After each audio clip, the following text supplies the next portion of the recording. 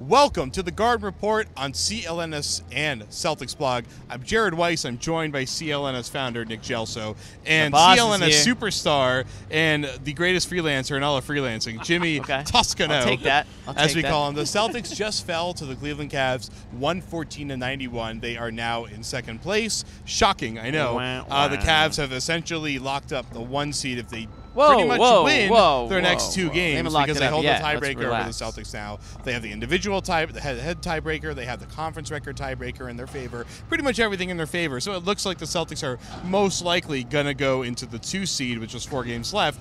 So let's talk about what happened tonight, and then in part 2 we'll talk about that 2 seed. First off, LeBron James had a 15-point second quarter. Then Nick was just – it was reminiscent of Game 6 in the 2012 Eastern Conference Finals. We were sitting in the exact same spot in the halo we were sitting in last time. Even tonight, we had one of those situations where the Celtics were getting blown out, and some drunk guy right under us started the Let's Go Celtics chant, just like they did when Ray Allen hit a shot in the 2012 ECF. I think tonight was – Celtics fans expected more.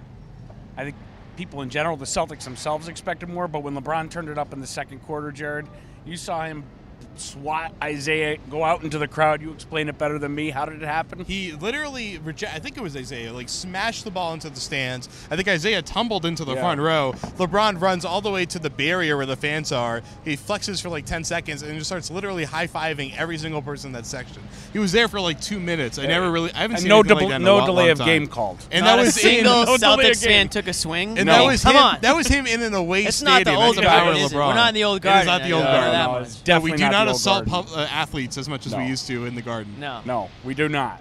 But, LeBron was LeBron. The Cavs showed that they're still the cream of the crop in the Eastern Conference, and the Celtics showed they have a lot of work to do.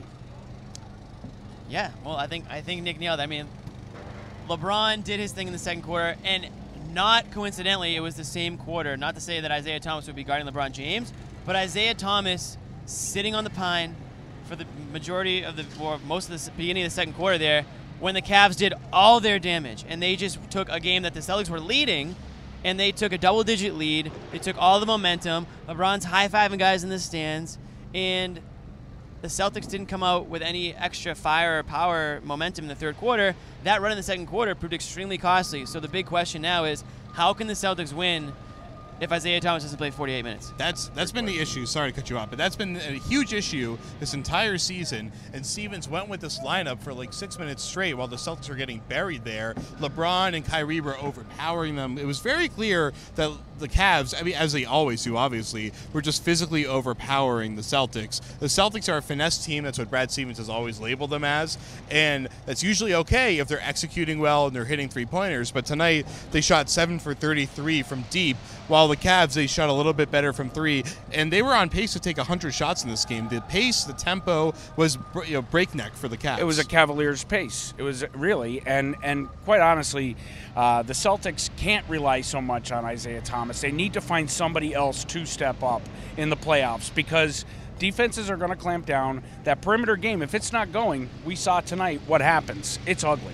I mean, it's very simple. The Celtics aren't as talented as the Cavs. The Cavs can get away with missing a couple of shots because they can rely on raw talent, LeBron, Love, KYRIE. The Celtics, they didn't bring the effort that they need to bring, that they bring in most of regular season games. That's where they are right now because of their effort, not because of their raw talent. They aren't the most talented team in the league. They're not going to be the most talented team in the Eastern Conference, not even close. So if they can ramp up the intensity for 48 minutes, that's the only way they're going to be able to compete.